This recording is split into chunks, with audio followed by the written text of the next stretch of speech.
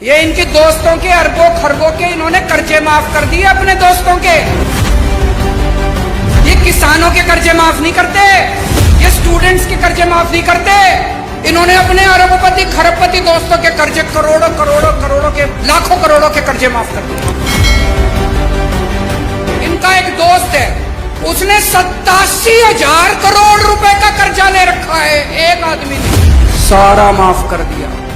एक और दोस्त है, उसका 12,000 करोड़ रुपए का कर्जा सारा माफ कर दिया जी, सारा 10 लाख करोड़ रुपए के कर्जे माफ कर दिए इन्होंने आपके टैक्स के पैसे से। इसलिए महंगाई हो रही है। ये जितनी बात कह रहा हूं मैं सच बोल रहा हूं। अगर मैं कुछ भी झूठ बोलूंगा ये केस कर देंगे कल मेरे ऊपर। पढ़ा लिखा आदमी हूं मैं, इनकम टैक्स का आदमी हूं, सब समझता हूं इनके चोरी चकारी सारी। आप एक रोटी खाते हो, एक रोटी पे 1 रुपए का जीएसटी लगता है, 1 कप दही के ऊपर 1 रुपया जीएसटी लगता है। आपने ये जितने कपड़े पहन रखे हैं इस पे टैक्स लगता है। आपका पंखा चलता है, पंखे पे टैक्स लगता है, बिजली पे टैक्स लगता है, दही पे टैक्स लगता है, शहद पे टैक्स लगता है, गेहूं पे टैक्स लगता है, चावल पे टैक्स लगता है।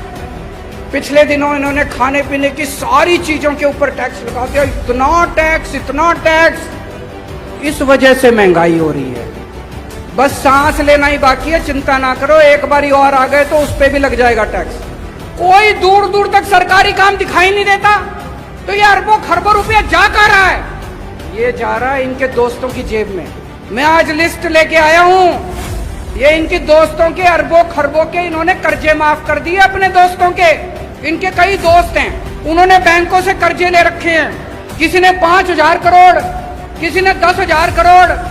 और जब कर्जे वापस करने की बात आई, बैंक आया उनके पास, तो उनकी नीयत खराब हो गई। वो इनके पास गए, बोले जी हमारे कर्जे माफ करा दो। ये किसानों के कर्जे माफ नहीं करते, ये स्टूडेंट्स के कर्जे माफ नहीं करते। इन्होंने अपने अरबपति खरबपति दोस्तों के कर्जे करोड़ों करोड़ों करोड़ों के लाखों करोड़ों के कर्जे माफ कर दिए। ये जितनी बात कह रहा हूं मैं सच बोल रहा हूं। अगर मैं कुछ भी झूठ बोलूंगा ये केस कर देंगे कल मेरे ऊपर। पढ़ा लिखा आदमी हूं मैं, इनकम टैक्स का आदमी हूं, सब समझता हूं इनके चोरी चकारी सारी। अभी इन्होंने दिल्ली में हमारी सरकार गिराने की कोशिश करी, सोचो इनकी हिम्मत। इन्होंने प्लानिंग बनाई, केजरीवाल के 40 एमएलए तोड़ेंगे। इन्होंने कहा 20-20 करोड़ रुपए में एमएलए खरीदेंगे।